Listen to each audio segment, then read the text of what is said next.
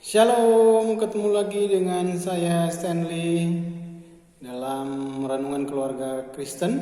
Nah, untuk hari ini bahasannya saya skip dulu untuk lanjutan dari pembahasan tentang perceraian, karena hari ini ada salah satu topik yang menarik ya, dan ini muncul topik ini dari pertanyaan.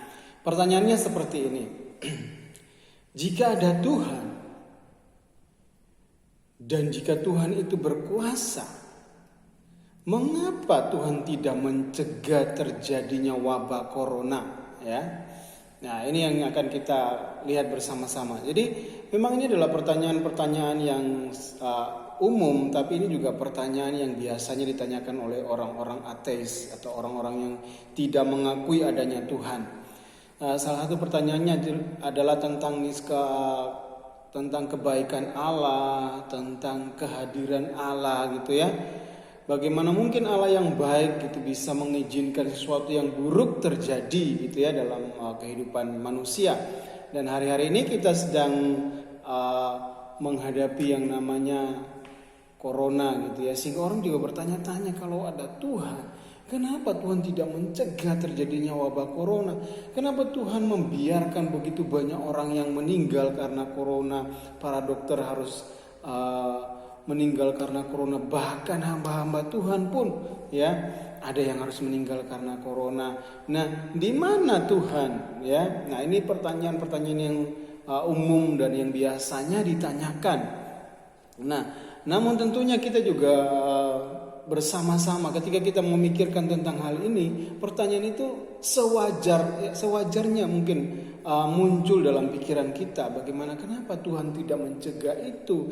Di mana kemahakuasaan Tuhan? Di mana kasih-Nya yang besar? Bagaimana bisa kasih-Nya membiarkan begitu banyak orang menjadi korban dari wabah ini gitu ya. Nah, kita lihat dalam renungan hari ini, saya tidak akan membicarakan teori-teori yang berat, tapi kita akan berpikir secara praktis dan melihat kebenaran firman Tuhan yang menunjukkan tentang bagaimana Tuhan bekerja gitu ya dalam kehidupan kita manusia. Nah, kadang-kadang kita memahami Tuhan adalah Tuhan yang Tuhan itu Tuhan Maha Tahu, Dia sudah tahu segalanya. Dan kalau Dia tahu segalanya dari awal, berarti kan sudah pasti Dia sudah tahu bahwa akan ada wabah corona. Kenapa Tuhan tetap membiarkan wabah itu terjadi? Nah, kita lihat bahwa peristiwa di Alkitab ya, katakanlah seperti kejadian yang dialami oleh Ayub dalam hidupnya.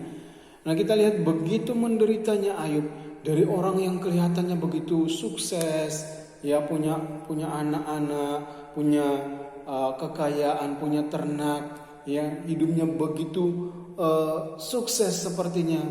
Kemudian Tuhan membiarkan Ayub gitu ya mengalami penderitaan demi penderitaan, sampai kepada penderitaan yang bagi kita berpikir bahwa itu nggak masuk akal. Bagaimana mungkin seseorang dibiarkan segitunya menderita? Nah, tapi kalau kita perhatikan dari kehidupan Ayub ya, Tuhan itu betul-betul sangat mengerti tentang Ayub. Tuhan tahu betul bahwa Ayub akan bertahan, gitu ya. Dan setiap kejadian dari kehidupan Ayub ya, Tuhan itu sudah tahu bahwa endingnya akan seperti apa. Sehingga kalau kita lihat pernyataan Ayub seperti yang sudah saya sharekan di renungan sebelumnya, seandainya ia memuji aku akan timbul seperti emas. Kemudian teman-teman Ayub yang datang untuk menghakimi dia, bahwa dia berbuat salah sehingga ini terjadi dan sebagainya. Memang secara logika orang akan bertanya-tanya, bagaimana mungkin orang yang saleh, ya orang yang baik mengalami begitu banyak penderitaan dalam hidupnya. Mana ada Tuhan? Tuhan di mana? Kalau Tuhan itu berkuasa, kalau Tuhan itu Maha Tahu, kenapa Tuhan tidak bisa mencegah semua ini terjadi? Bahkan kalau kita lihat di awalnya, Tuhan membiarkan iblis untuk melakukan hal itu, ya. Tuhan mengizinkan iblis untuk melakukan hal itu. Tapi perlu kita perhatikan bahwa Tuhan tidak merencanakan sesuatu yang buruk dalam hidup Ayub. Tuhan mengizinkan iblis untuk mengocok Ayub sedemikian rupa. Tapi Tuhan tahu betul bahwa Ayub akan bertahan sampai akhirnya. Dan inilah sebetulnya yang perlu kita pahami tentang Tuhan, ya. Jadi gini, Tuhan itu melihat, ya, sejarah yang kita jalani atau kehidupan yang kita jalani baik kemarin, hari ini, bahkan sampai di masa depan, itu dalam satu titik, ya. Dalam kemahatauannya, Tuhan sudah tahu apa yang akan terjadi di depan, ya. Tuhan itu sudah tahu apa yang terjadi di depan. Tapi juga Tuhan itu Tuhan yang campur tangan dalam sejarah. Jadi Tuhan yang juga intervensi dalam sejarah. Karena kalau kita lihat dalam perjalanan hidup kita, katakan lagi nih, Tuhan itu sudah tahu. Terus Tuhan lihat dari jauh tentang kita. Tuhan sudah tahu, oh nanti ini pasti lolos sampai ke depannya. Pertanyaannya, kalau Tuhan tidak menyertai kita, bagaimana bisa kita melalui semua yang berat ini? Dan itulah yang sebetulnya dialami oleh Ayub. Tuhan tidak meninggalkan dia. Tuhan tetap ada, ya, bersama dia. Tuhan tahu betul kekuatan Ayub seberapa, ya. Jadi apa yang Tuhan izinkan terjadi dalam hidup Ayub tetap ada dalam kontrolnya, gitu ya. Tapi Tuhan sudah tahu bahwa endingnya akan seperti apa. Demikian juga dalam sejarah perjalanan hidup kita atau perjalanan sejarah yang ada di bumi ini. Tuhan sudah tahu ke depannya akan seperti apa. Kenapa Tuhan membiarkan orang-orang jahat hidup? Kenapa Tuhan membiarkan virus corona harus terjadi dan memakan begitu banyak korban? Perhatikan, apakah Tuhan merencanakan semua itu? Apakah itu inisiatifnya dari Tuhan? Ya, saya berani katakan itu tidak. Tuhan tidak pernah merencanakan sesuatu yang buruk terjadi dalam hidup kita. Tetapi kadang Tuhan mengizinkan sesuatu yang buruk terjadi dalam hidup kita. Untuk apa? Untuk memproses hidup kita agar semakin sesuai dengan kehendaknya. Jadi memang ketika manusia jatuh dalam dosa, begitu banyak penderitaan yang dialami oleh manusia. Begitu banyak hal terjadi dalam hidup manusia ketika manusia jatuh dalam dosa. Akibatnya itu begitu fatal bagi manusia. Namun ketika Tuhan berjanji bahwa Tuhan tidak akan meninggalkan kita, setiap peristiwa yang terjadi dalam hidup kita, ya, yang Tuhan izinkan terjadi, pasti ada maksud Tuhan di sana. Pasti ada rencana Tuhan di sana. Termasuk juga saya percaya bahwa virus corona yang melanda dunia begitu rupa Tuhan izinkan terjadi. Karena Tuhan punya rencana yang indah buat kita manusia untuk memproses kita. Untuk memproses hidup kita, memproses hidup orang-orang percaya. Untuk semakin bersandar dan mengandalkan Tuhan dalam hidup kita. Kita kemudian mengerti bahwa kita bukan apa-apa. Bayangkan kita bersembunyi, kita takut terhadap sesuatu yang begitu kecil. Bahkan tidak kelihatan oleh mata kita. Ya, virus corona sudah cukup untuk membuat kita gentar. Kita akan mengerti bahwa kita ini bukan apa-apa tanpa campur tangan Tuhan dalam hidup kita. Kita bukan apa-apa. Sekarang kita kembali ke pertanyaan tadi.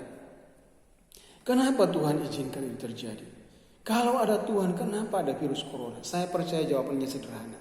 Ya, Tuhan izinkan itu terjadi untuk peristiwa ini memproses hidup kita agar kita semakin sesuai dengan tujuan Allah dalam hidup kita.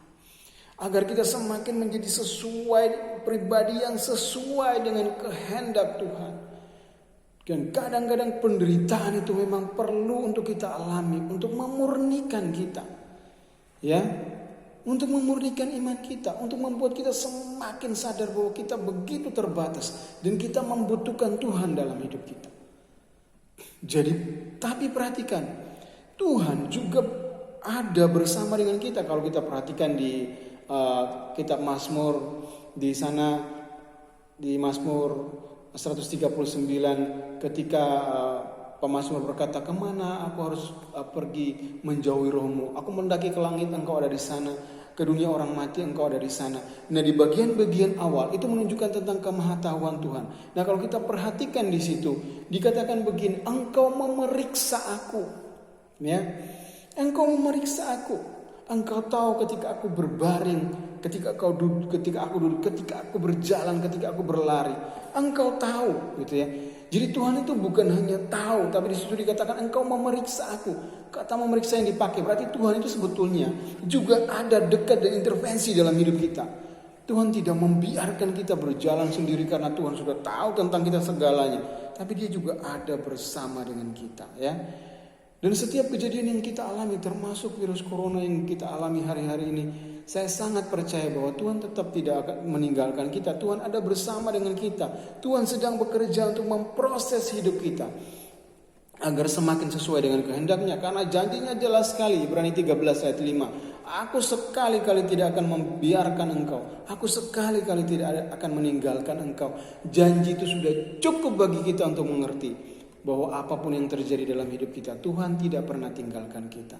Virus, wabah yang melanda dunia sedemikian rupa pun, kita percaya Tuhan bekerja di dalamnya. Tuhan mengizinkan itu terjadi untuk memproses kita menjadi pribadi yang sesuai dengan kehendak dan rencana Tuhan dalam hidup kita.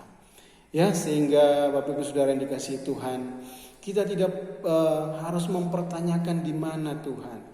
Kalau kita hidup dekat dengan Tuhan, kalau kita hidup mengandalkan Tuhan, kita akan tahu bahwa di situasi segenting apapun, kita bisa tetap tenang. Kenapa? Karena tangan Tuhan menopang kita. Ya, Daud berkata bahwa aku membaringkan diri lalu tidur, aku terbangun sebab engkau menopang aku. Di situ ketika dia dikejar-kejar oleh Absalom anaknya, dia bisa tidur. Kenapa? Karena engkau menopang aku. Jadi Bapak, Ibu dan Saudara yang dikasihi Tuhan, Tuhan menopang hidup kita. Sebab itu kita percaya bahwa virus corona atau kejadian apapun dalam dunia ini, di dalamnya Tuhan tetap bekerja. Tuhan tidak pernah membiarkan kita, tapi itu Tuhan sudah tahu endingnya akan seperti apa. Kita akan jadi orang-orang yang menang. Kita akan jadi pribadi-pribadi yang dibaharui oleh Tuhan, menjadi serupa dengan gambarannya untuk kemuliaannya. Sebab itu tetap semangat hari-hari ini, apapun yang terjadi, tetap semangat, tetap berjuang, tetap mengucap syukur dan mengandalkan Tuhan dalam hidup kita. Tuhan Yesus memberkati.